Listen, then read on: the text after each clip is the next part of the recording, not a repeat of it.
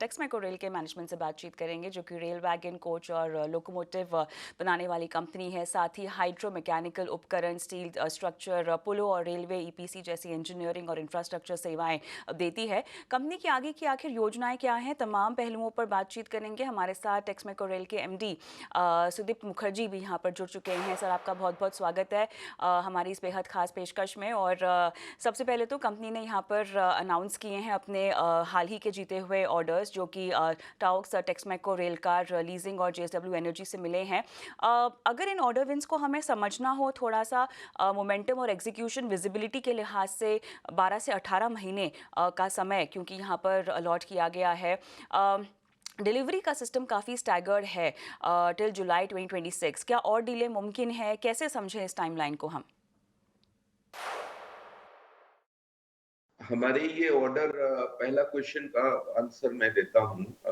आप देखोगे कि ये सारे ऑर्डर एक तरह से स्पेशल है बिकॉज इंडियन रेलवे में अब हम लोगों ने देखा कि मेजोरिटी गवर्नमेंट का प्रोक्योरमेंट का जो 3 साल का ऑर्डर आया था, उसके साथ साथ रेलवे साइलेंटली बहुत सारे इनिशिएटिव ले रहे हैं जिसमें प्राइवेट कंपनीज एंड पीएसयूज उसको साकार करने में जुड़े हुए हैं। तो एंड नए तरह का रोलिंग स्टॉक मार्केट में आ रहे हैं। तो उस तहत पर जो रिसेंट ऑर्डर्स विन है, वो उस तरह का एक रोलिंग स्टॉक है जो बहुत पुराना नहीं है, नया है एंड बहुत ही एफिशिएंट कंटेनर मूवमेंट के लिए है। जो कॉनकॉर का टेंडर हुआ था लीजिंग के लिए, तो उसमें हम लोगों को मिला।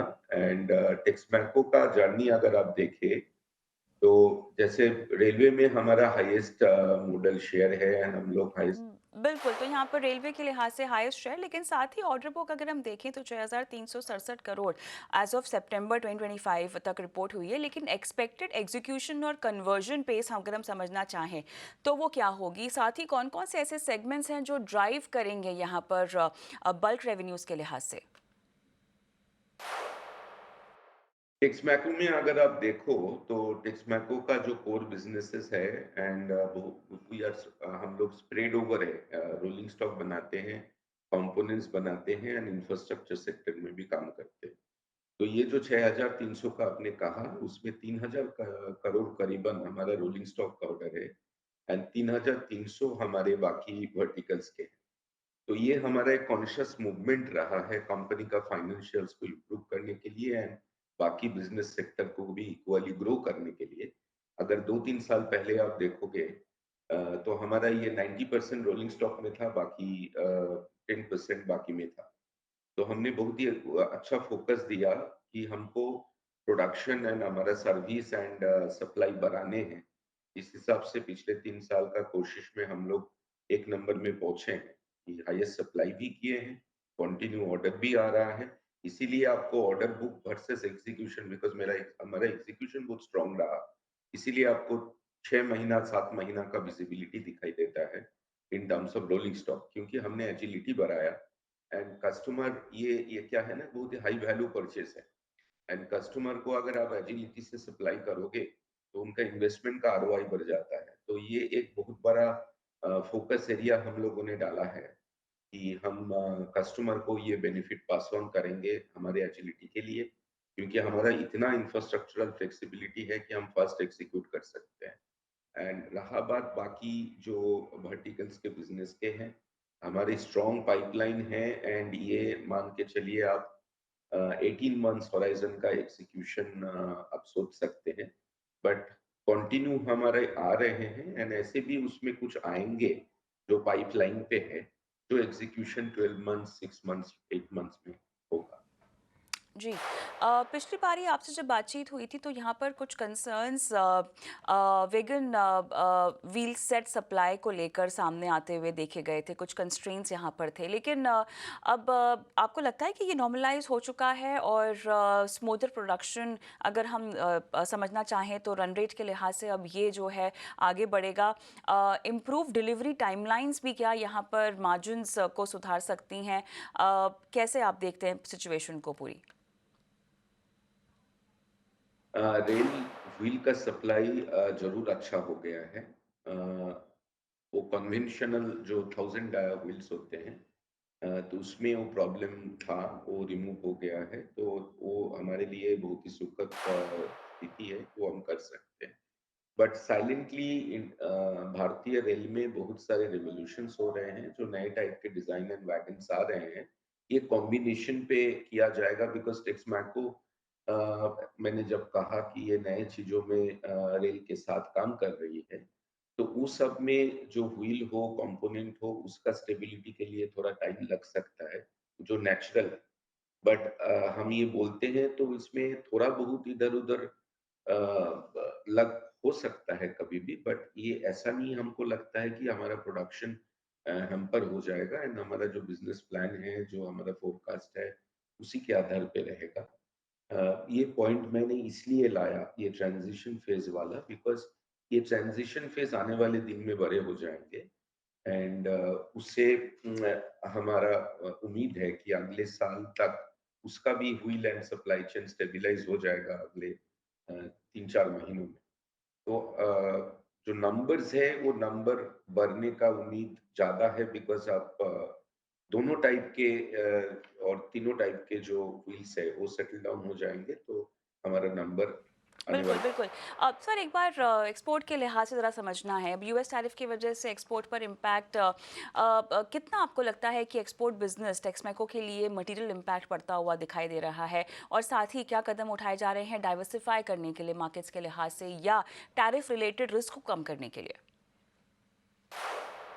हमने पहले भी कहा है कि ये आपका कैपेबिलिटी एंड फ्लेक्सिबिलिटी के ऊपर डिपेंड करता है। हम अगर ऐसा, हमारा सबसे बड़ा एडवांटेज है कि हम ऐसे चीज़ें बनाते हैं जो हम, अगर आप यूएस का बात भी करें, तो उस मार्केट को हम कॉम्प्लीमेंट करते हैं, उनका रिक्वायरमेंट के लिए। हम उनसे कॉम्पीट नहीं करते हैं, हमारे स्फीयर में। तो उस हिसाब से हमारा सर्टिफिकेशन एंड हमारा produce is a special thing, जो उनका इन डोमेस्टिक मार्केट के लिए भी चाहिए, उनको करने के लिए।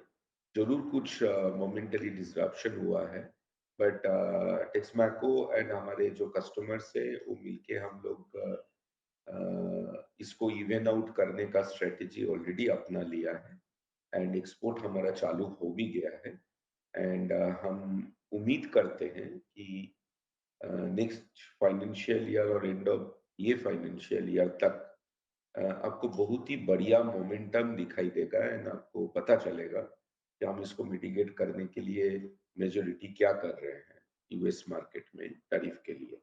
एंड उसके छोड़ के भी एक्सपोर्ट मार्केट में कुछ नॉन टैरिफ एरियाज है, जहाँ पे हम स्पेशल हो जाते हैं हमारे ऑफरिंग के लिए।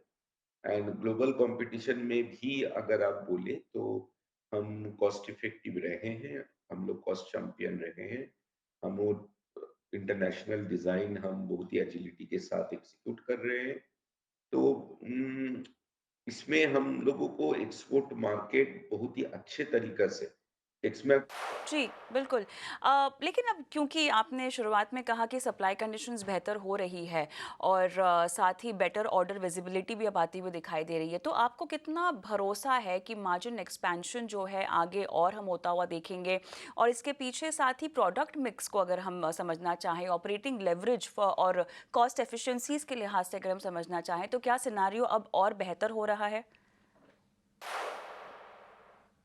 तो हमारे थीम में सबसे बड़ा अभी एक 2-3 चीज़ें जो हम लोग कर रहे हैं कि हम लोग इंडस्ट्री में कॉस्ट चैंपियन बनना चाहते हैं all over the world. So benchmark हमारे हम ही हैं, तो जिसमें हम कंटिन्यू फोकस कर रहे हैं, बहुत सारे सिस्टम्स एंड प्रोसेसेस इंट्रोड्यूस हो रहे हैं, इंक्लूडिंग आई मीन अगर ऑपरेशनल एफिशिएंसी बोले तो हम लोग AI and other things, automation, इसमें बहुत सारे ध्यान एंड इन्वेस्टमेंट गया हुआ है ऑलरेडी, एंड जा रहे हैं कि कैसे हम लोग उसको कंटिन्यू करें, एंड बहुत ही अच्छा सप्लाई चेन इकोसिस्टम हम लोग तैयार कर पाए हैं with dedicated suppliers, and on vertical integration हम लोग बहुत सारे एक्शंस ले रहे हैं, एंड नए नए जो बिजनेस में हम आ रहे हैं,